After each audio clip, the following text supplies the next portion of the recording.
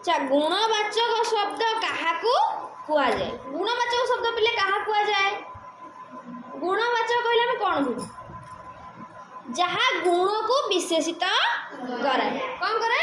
ना गुण को विशेषित कराए जेमिति सुंदरी बालिका सुंदरी लता सेपरी सुंदर बालक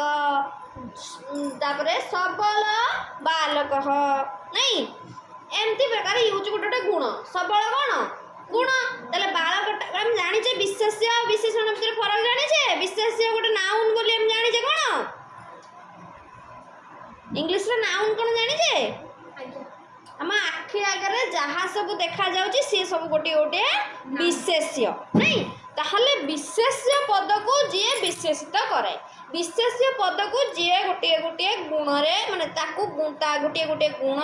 ताकू कौन करे विशेषित करे तार गोटे गोटे गुण कहबा जोटा कि एडजेक्टिव हम इंग्लिश रे कहू नहीं से भलिया ताकू संस्कृत को जाए विशेषण कौन को जाए विशेषण सेई जो विशेषण पद गुड़िक को आमे गुणवाचक शब्द बोली कहि परिबा कौन कहि परिबा गुणवाचक शब्द सेई से कौन हो ना पुल्लिंग जगह रे पुल्लिंग रे व्यवहृत हो स्त्रीलिंग पाखरे स्त्रीलिंग रे व्यवहृत आ नपुंसक पाखरे नपुंसक बुझिला ना नहीं ताले देखो ये जो सरल आम पुल्लिंग स्त्रीलिंग नपुंसक शब्द पढ़ीचे ना पढ़ीने पढ़ीचे ताले पुल्लिंग पाखरे जो शब्द लगे माने जोटा विशेष्यर जो विभक्ति जो वचन जहाँ रही से ताकू जो ता पूर्व जो आम गुणवाचक विशेष्य लगेबा जो गुणवाचक विशेषण आम जो लगेबा जो गुणवाचक शब्दटा लगेबा सेटा कौन हम ना से वचन से विभक्ति मनकर बालक एपटे अच्छी सेपटे सरल हम बुझेगा एपटे बालकम अच्छी सेपटे सरलम हम बुझेगा ना नहीं ताले एपटे बालिका अच्छी सेपटे सरला हम बुझिपार ना नहीं से भली एटी आमे देखिबा पुल्लिंग रे कौन कौन गुणवाचक शब्द रही सरल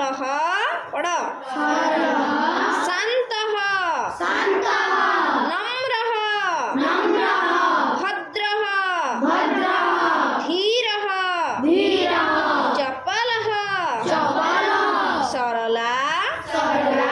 नम्रा धीरा शांता भद्रा चपला सुंदरम कठिनम क्षुद्रम विशालम भद्रम पक्वम ये होची पुल्लिंग स्त्रीलिंग और नपुंसक तीन भाग में विभक्त होगी नहीं ताले पुल्लिंग रे कौन कौन गला सरल नम्र धीर शांत भद्र और चपल नहीं से स्त्रीलिंग रे किए गला सरला नम्रा सरल को एटी सरला करदेला नम्र को नम्रा करला धीर को धीरा करदेला नहीं से परे शांतर स्त्रीलिंग कौन हबा शांता भद्रर भद्रा चपलर चपला तापर नपुंसक रे सब देला अच्छा एगुडा आमे पढ़िबा एवं मने रखिबा कोउडा तळे जो दिया जायछि सरल सरल बालक शांत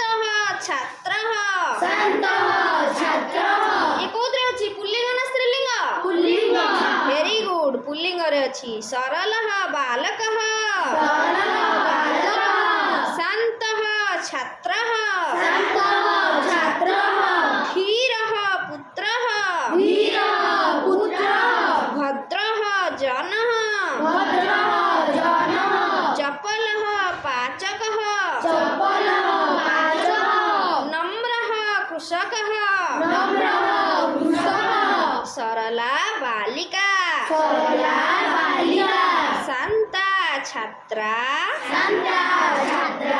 धीरा कन्या भद्रा महिला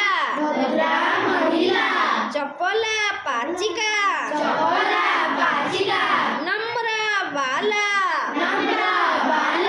सुंदरम पुष्पम विशालं भवनं कठिनं पाषाणं भद्रं मित्रं क्षुद्रं पुस्तकम क्षुद्रं पुस्तकं पक्वम फलम। पक्वं फलम्। Very good. लेखिल खातार सब जहाँ पढ़ा है।